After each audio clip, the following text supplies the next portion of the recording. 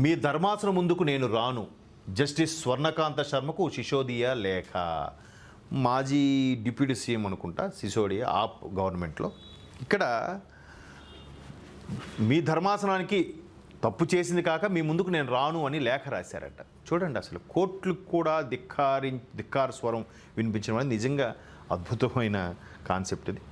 రాజ్ఘాట్లో గాంధీ సమాధి వద్ద నివాళులర్పిస్తున్న కేజ్రీవాల్, సిసోడియా మహానుభావులు ఇద్దరు కూడా మేము, ఎందుకంటే లిక్కర్ స్కామ్లో ఉన్నది వీళ్ళిద్దరేగా, ఇక్కడ రామని కూడా చేశారట. అంటే మహాత్ముడుకి నివాళులర్పించి మేము ఎంత మహాత్ములను చెప్పుకునే పరిస్థితి.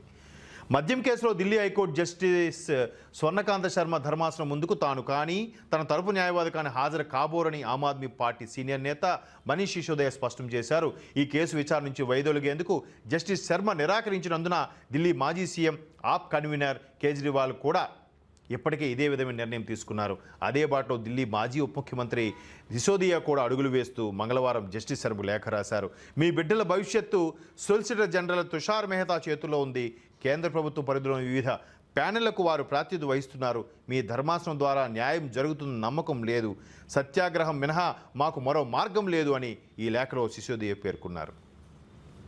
ఏదైతే గాంధీ మహాత్ముడు సత్యాగ్రహం అని నినాదం తీసుకొచ్చారో ఒక్కసారి చూడండి. అంటే మాకు న్యాయమూర్తి నచ్చలేదు, ఆ జడ్జి ముందుకెళ్తే న్యాయం జరుగుతుంది మాకు నమ్మకం లేదని జడ్జిల మీద కూడా ధిక్కార స్వరం చేసే రోజులు డిఫరెంట్ కాన్సెప్ట్తో కదా.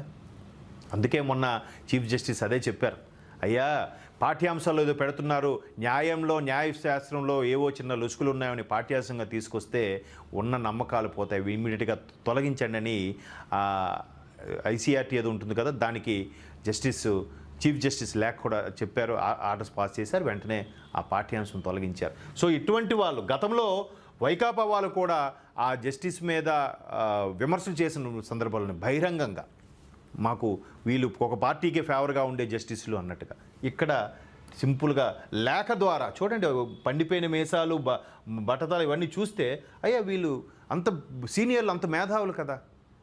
ఇక్కడ చూస్తే వీళ్ళు ఆ జస్టిస్ ముందుకెళ్తే నమ్మకం లేదని రాయడం అనేది అక్కడ నిజంగా న్యాయ వ్యవస్థని అనుమానించినట్టే ఉంది, న్యాయ వ్యవస్థని కించపరిచినట్టుగానే ఉంది.